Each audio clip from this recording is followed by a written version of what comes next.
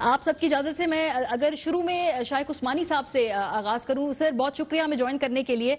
पहले तो सर फैसले पे जरा अपना कमेंट कर दीजिए कि आज जो आया है मुख्तसर शॉर्ट नोटिस, क्या समझते हैं आप इससे, आपका क्या इस पे ओपिनियन है?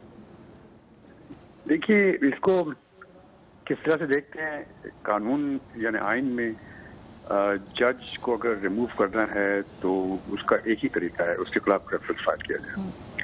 लेकिन वो रेफरेंस को एक तलवार के तौर पे नहीं इस्तेमाल किया जाता, यानी वो सर पे लटकी हुई है और जरा सा आप हिले तो आपके ऊपर तलवार गिर जाएगी। उसका मतलब ये होता है कि अगर कोई जज कोई मिसकॉन्डक्ट में इन्वॉल्व होता है तो उस सूरत में उसके खिलाफ एक रेफरेंस फाइल किया जाता है।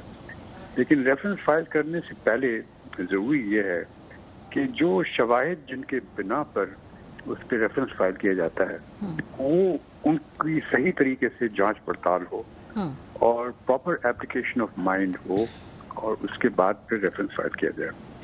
क्योंकि एक बहुत बड़ी बात होती है कि आप एक जज के खिलाफ प्रोसीड कर रहे हैं। इस केस में तो देखा यह गया है शुरू से कि जल्दबाजी में फाइल किया गया, कुछ मुहर्रकात थे जिनकी बिना पे फाइल किया गया और रेफरेंस खुद भी कानूनी तौर पर काफी उसमें खामियां थी और जो शवाहिद थे उनको भी देखा नहीं गया। हालांकि ये टैक्स का मैटर था, वो भी जज साहब की एहलिया का टैक्स का मैटर था, उसको बहाना बना करके जज के खिलाफ रेफरेंस फाइल कर दिया गया।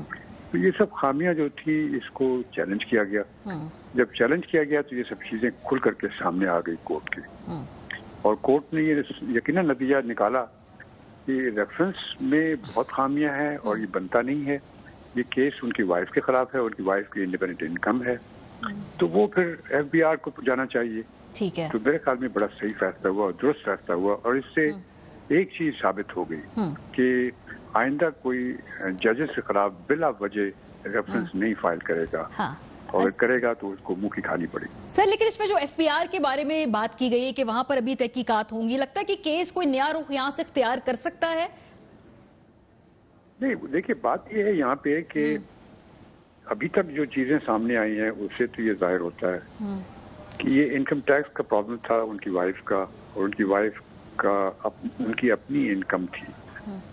तो अभी तक तो ये जाहिर होता है। अगर FBR इन्वेस्टिगेशन करती है और वो समझती है कि उनके रिटर्न्स में या कोई डिक्लेरेशन में कोई कमी है तो जिस तरह FBR दूसरे टैक्स पेयर्स के साथ डील करती है, नोटिस देती है, शो कॉज देती है, जवाब आता है और फिर बाद में कार्रवाई करती है, पेनल्टीज होती है, वो उनकी वाइफ के खिलाफ कर सकती है FBR। सही। लेकिन उनके हस्बैंड के खिलाफ तो नहीं कर सकेगी। अच्छा। अगर ये हो जाए कि कहीं ये साबित हो जाए कि ये खास तौर से ये फ्लैक्स वगैरह जो है यहाँ पे कोई किसी तरीके से उनके हस्बैंड की तरफ से कोई पैसे दिए गए और उसका कोई ट्रेल नहीं मिलता तो उस सूरत में ये मामला और भी खराब हो सकता है। लेकिन नजर तो नहीं आता अभी तक जितने शवाहिद सामने आए हैं उससे तो ये नजर नहीं आता। ठीक है, बहुत शुक्रिया।